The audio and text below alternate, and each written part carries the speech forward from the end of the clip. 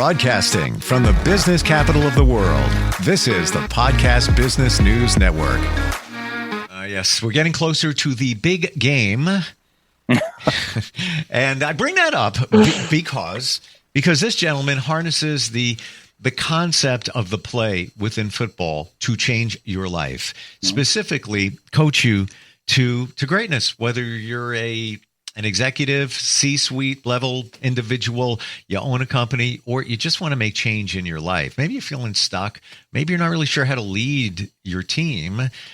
He can get it done with what he calls the OpenPlaybook, something that he has designed, and wow, it's got so much insight. And we're gonna show you today how to apply it within your life and win the game, if you will. Larry Dodd is back with us on the program. How you doing? Hey, great, Steve. How are you today? Real good. Good to have you back here. Before we even jump into this, I just had a flick in my head. Do you feel that everything we do is a play? If you think about it, how life goes on, everything is orchestrated, could come from a playbook when you think about it? I think in a very general sense, that's true, right? But you think about accomplishment for a minute. Think about how we go about our daily lives. Does anybody really do or accomplish something completely alone? And if so, if they feel like they do, if they look closer, hasn't there been an influence? You know, like we talked in our first session about the person who influenced you, right? Mm-hmm. Who saw something in you and invested himself or in your career. When we connect with others, we're stronger. When we connect with others, we're smarter. When we connect with others, we go faster with more confidence. So I'm going to present we already went to the other side of the field right now for a moment. Right. Yeah. What if somebody says to you, well, there's sometimes I just don't want to, I'm a team player. Yeah. But sometimes I just want to go it alone. I just want to, I don't want to say isolate, but I'm having a moment. I need some time. I just want to be off to the side and do my thing. Is there anything wrong with that? Absolutely not. Sometimes we need that solitude. There's certain things in how we develop as people that can only occur in that space. They can only occur in those moments of silence and reflection. When we have so much noise, even this noise, even positive noise, even focused, exciting stuff, it can be too noisy sometimes. And so the trick is being able to step back and reflect in those moments of quietness and think about, what am I learning here and how do I apply it?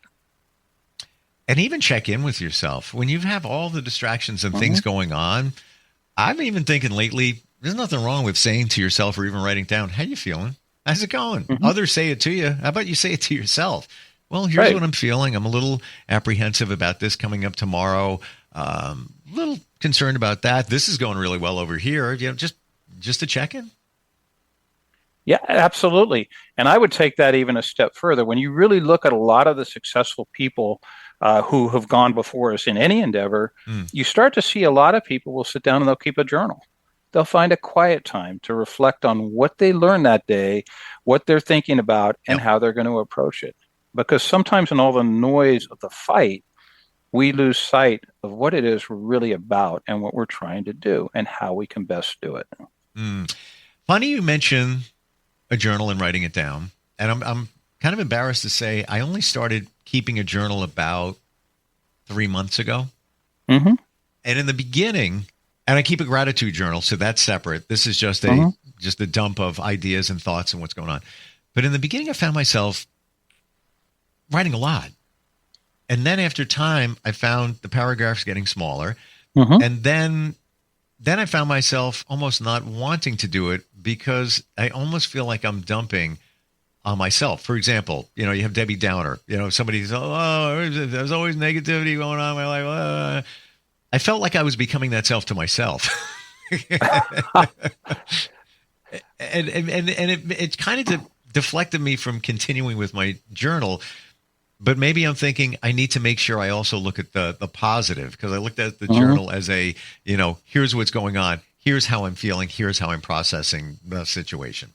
Right. Well, let's take a little closer look at that, okay? Let's think about what we're taught to think about as progress, as success, as winning. We're taught to think of it very much like a straight line. A right triangle, right? So you look, you have your line, you have your here, and then here's how people succeed and win. Mm-hmm. Now, I'm going to tell you, it's not like that. It's not like that at all. Some of the people who succeeded most are the people who failed the most. Some of the people who are the most successful are the people who've got hit in the hardest and they got up. And it's when we redefine what it means to get up off the mat and get back in the fight, we start to see, rather than this, like this for success, it's not like that at all. It's like this. Something like that, right? Yep. And so if you can't be real with yourself in those quiet moments, if we can't step aside and say, it's okay, then how do we know how we can learn from that and make it better? Yeah. Ties right into playbook number 3, doesn't it? Giving our playbooks away. You just did. I just did. And if we're building somebody who's a leader, whether they're leading a company, whether they're leading a department, or whether they're leading a change in their life, don't we help them to go faster when they know that that's okay? In fact, that's part of all of it. How do they know? Because we went through it and we share it with them. Why don't we go through the playbooks? We just, number 3 is share your playbook with others. Mm-hmm.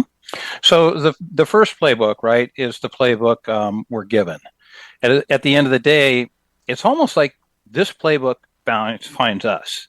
And we start to see what we do naturally. What's our natural way of thinking, feeling, and behaving? How do we show up? Why do we do some things easier than others? How does that influence what we choose to do going forward? Now, the shame here, Steve, and it really is tragic, so few people even look at it. So few people even take the time because we're caught up on titles. We're caught up on organization, shiny rocks, big houses, nice cars. How do I know? I did it. That's some of my playbook 3, right? I got you. So playbook 1 is that we don't look at that inherent fabric of who we are. So when we go to playbook 2, the playbook we develop, when they're really playbooks, lots of playbooks, if we haven't looked at those strengths that we have, we're not really building it on a very good foundation. We're building it on something that may or may not be aligned with what we do well. What we do well gives us the power to be engaged. Being engaged gives us the power to grow and be successful. So the more that we know that person that looks back in the mirror, playbook 1, the more we can understand other people who are different than we are, clearly, and the more we can apply it. That's playbook 2. Whether it's a tangible path or whether it's something different. What is your playbook and how are you using it? And are you using it to its fullest extent? And then the third one, and I really think this is the most powerful one, playbook 3 we just talked about. How are you helping somebody else who's not as far along the path as you are? Steve, no matter where we're at in our career, no matter where we're at in our life or what we're doing, there's somebody looking at us and saying, how did they get there? I want to address that. So, and we've skimmed playbook 3, the share with others playbook. What do you say to somebody that says, Larry, life is crazy for me right now. I got so much going on. I don't have the bandwidth to share my playbook and what's going on in my life, to help others. Maybe another time. I can't do it right now. How do you address that? Well, it depends, right? We want to be selective, right? And how we build the strength of relationship with other people. We don't just lay it all out there. But when we're developing somebody, helping them to get stronger, helping them to grow, right? It takes a lot from us. And so if they don't have time, that's a pretty strong statement in itself. How are they allotting their time? How are they spending their time? How are they thinking about that investment of the only real asset that we ever really get? And that's our time. And is it being spent wisely, or are we chasing things that maybe are not so wise to chase? That might be one way to look at it. And so that begs the question is, how can you not have time? Well, how can you know? I got you there. And some say there's always time. You can make the time. What about if somebody's just so overwhelmed with their current situation that they feel they don't have any more to give at this time? They want to. It's not that they're saying, no, I don't care about anybody else except myself. They just, they're at that that moment where there's a lot going on and they need to maybe revisit it, is that okay? Or, and the reason I'm asking this is are we missing something by not sharing the playbook no matter what the situation? I don't know, no matter what the situation. I want to go to the first part of what you just said, is when they're so overwhelmed, and we are so overwhelmed, maybe we haven't really looked at our playbook very closely. What's driving that what's overwhelmed feeling? Why do we feel that way? What are we doing it doesn't come naturally for us? And the most important thing here is awareness. Because awareness allows us to think about, how do I add purpose to it and be more effective at what I'm doing, and what's really dragging me down. So you really move between all three playbooks all the time, but you want to come back to center to think about what's driving that overwhelmness. Why is that there?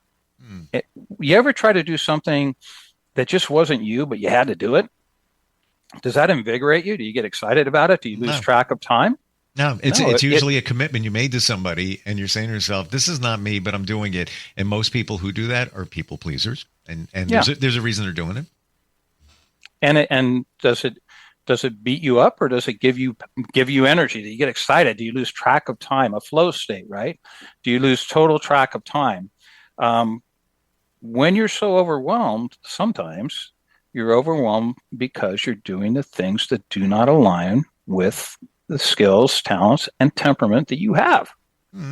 Okay, I got you there, but there's, I hate to say but, and I take the word but and throw it out there. And it could be a situation where some things are out of your control. Let's say you got some health issues, you got some family issues. These need to be addressed. Let's be honest. Maybe that's not what you really want to be doing, but that's what you need to do at that time. And now that's taken up your time, your bandwidth. We only got so much to give. Where I'm going with this is, in those situations where there's a lot going on, not just, I got to listen, the bane of my existence is invoices. I mean that. It's like, invoices again, I got to check a bookkeeper, all that, blah, blah, blah, blah, blah. I don't like doing that, but it's sometimes it needs attention. If it's a situation where it's a personal thing going on, you got a lot happening there.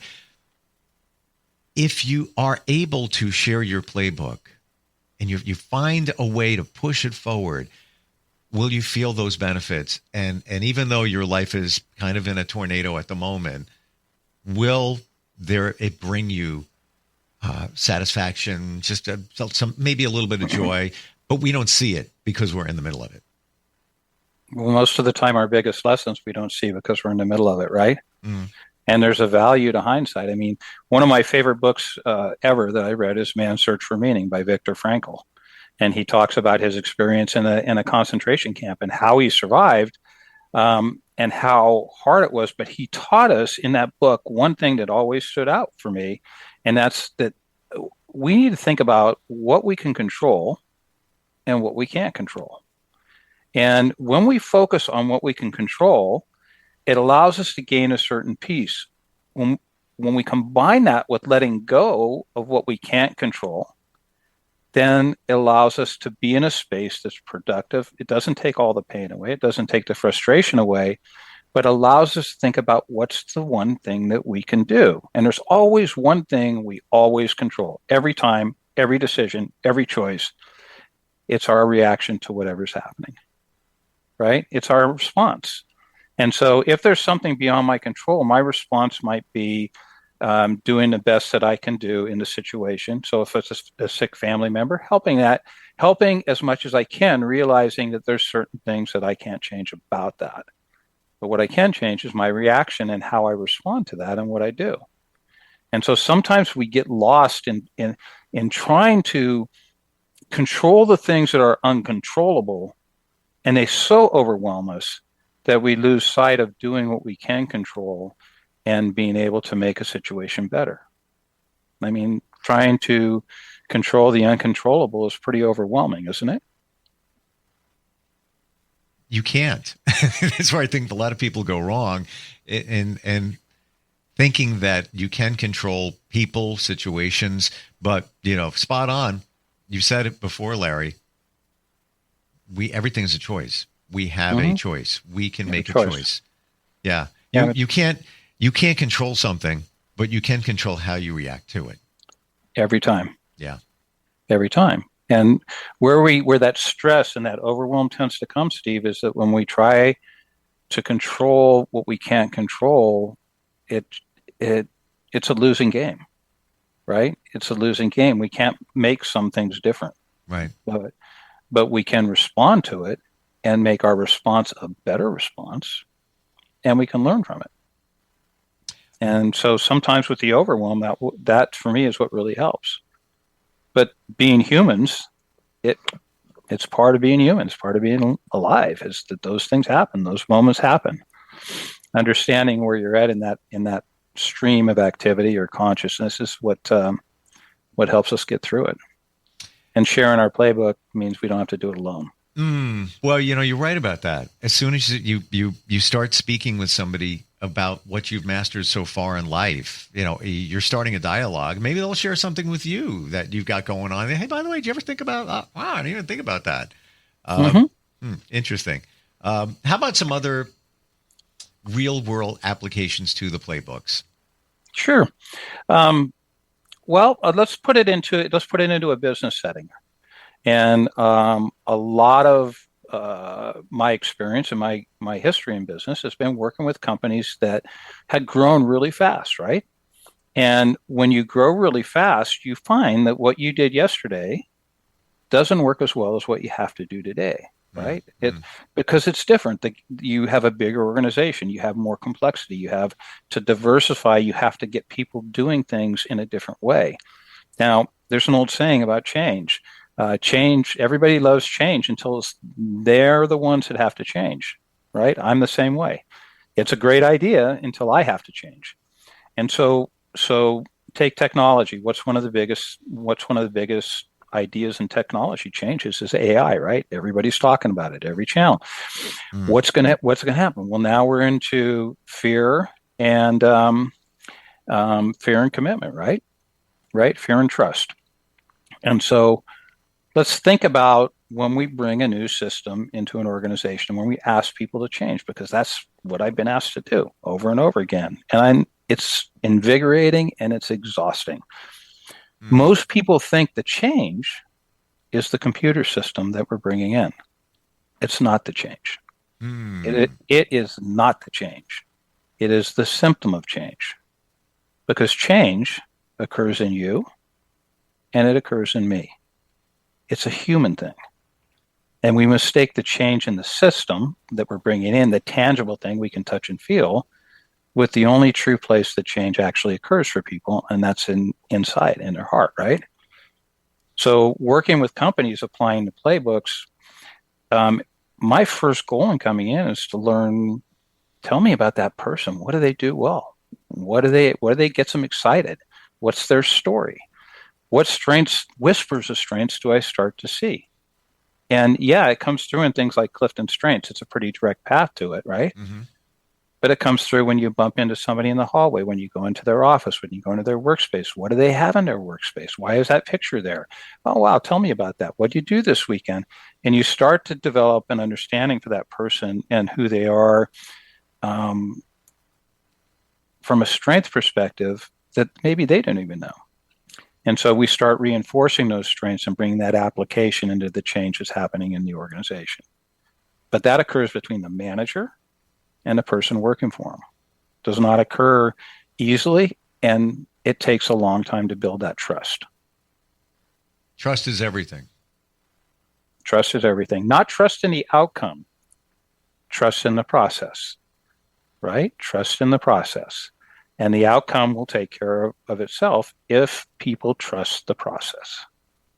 What about people trusting other people that the process will be executed properly?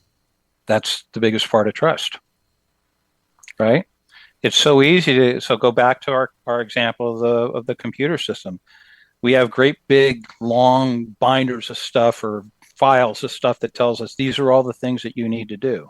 And these are the steps you need to do. None of that addresses change. A human's going to say, Wow, we've been doing it the other way. I don't know why we need to do it this way. Can I do it? Do they want to get rid of me? Am I afraid? Am I going to be able to make the leap? Right? All of those are human things, right? And so when you can look somebody in the eye and you know their story, you know what they have and how you start to know it about where their strengths lie. Now we've got something that we can develop, and we can work with that person around the symptom of change. And the idea is that with time, people start to trust it. But it only takes one time to go against that, and you have to go back to square one. And you got to rebuild it. How do you get to the point where people trust the person that's responsible for the process? And I've worked for companies, one in particular, where they had some managers there and nobody really trusted them. Wasn't genuine. You could feel it. And it wasn't me. I just sit back and I listen. And everybody would say the same thing in different situations. And then they got a different manager, and he was a little bit better, but he had his own agenda. It was one of the open door policy, doors open. Nobody wanted to walk through those doors. It just was very uncomfortable. Now in this company, I actually still work with them, but I'm not working under their roof. I'm actually a client of theirs now. But when I was working with them, this gentleman came in, and you just feel it. Like, you trust him. He asks questions. You just get that vibe. Like, yeah, I'm following him. How do you get to that point in a leadership situation? One step at a time.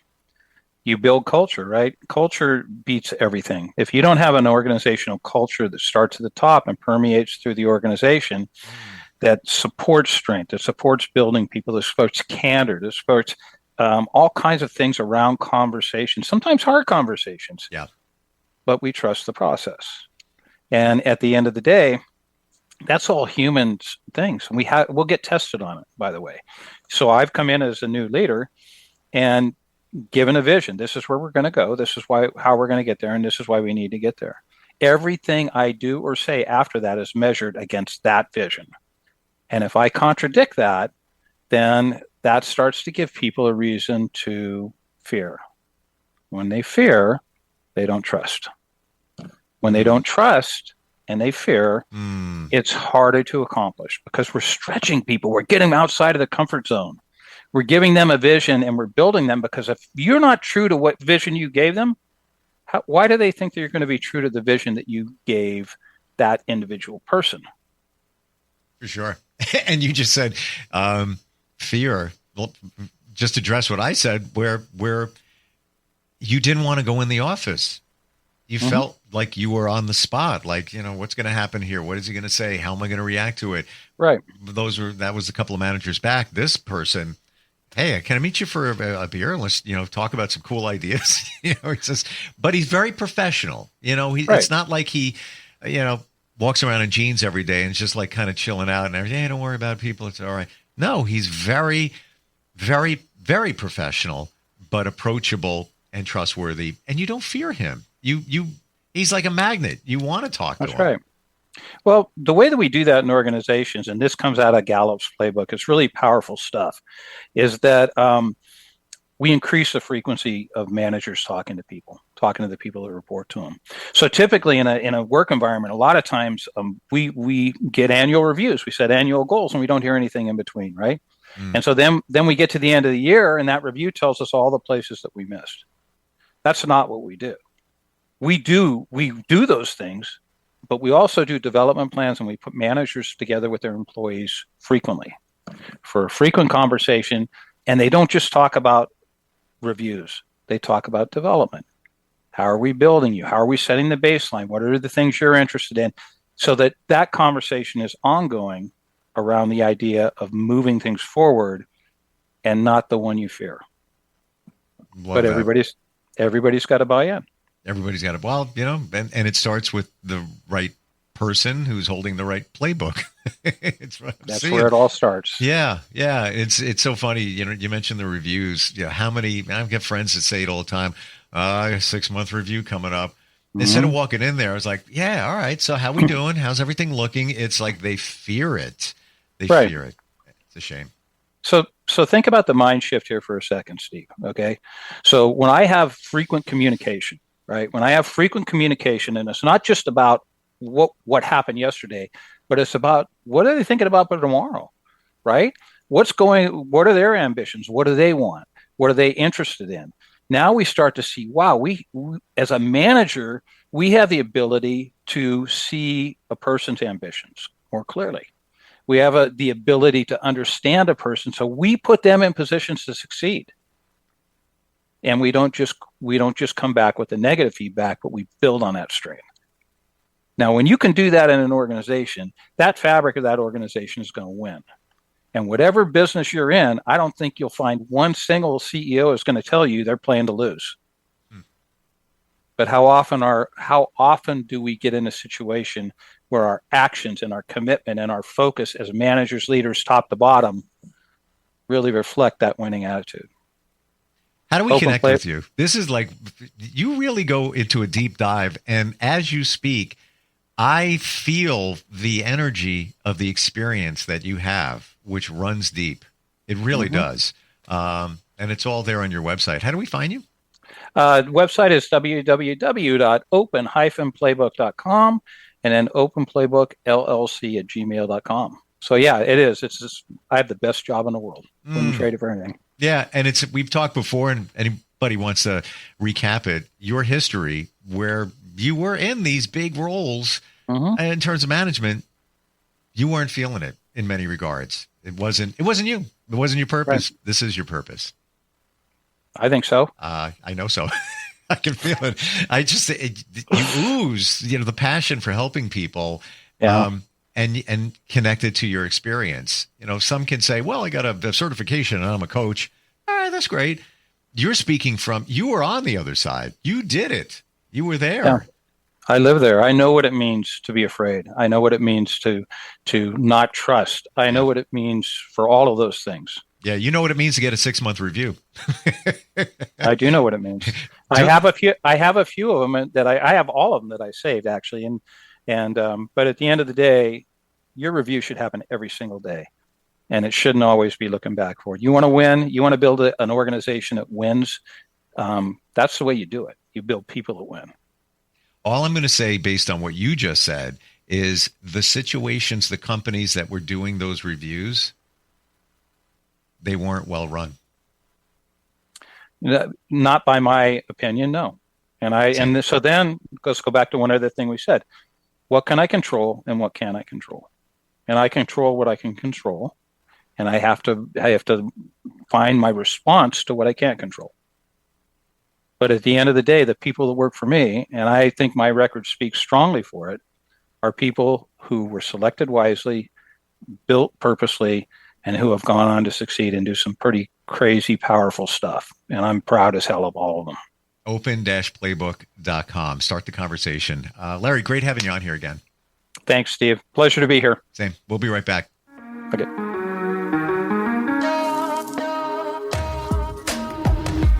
Broadcasting from the business capital of the world, this is the Podcast Business News Network.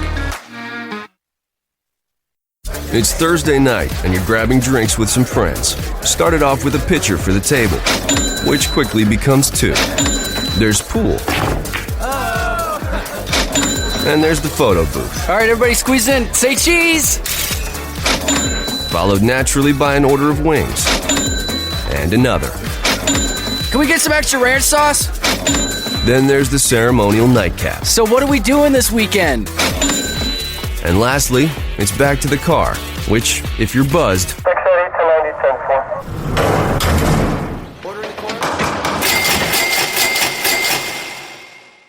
could be the most expensive night of your life. Getting pulled over for buzz driving could cost you around $10,000 in fines, legal fees, and increased insurance rates. Nothing kills a buzz like getting pulled over for buzz driving, because buzz driving is drunk driving. Brought to you by the National Highway Traffic Safety Administration and the Ad Council.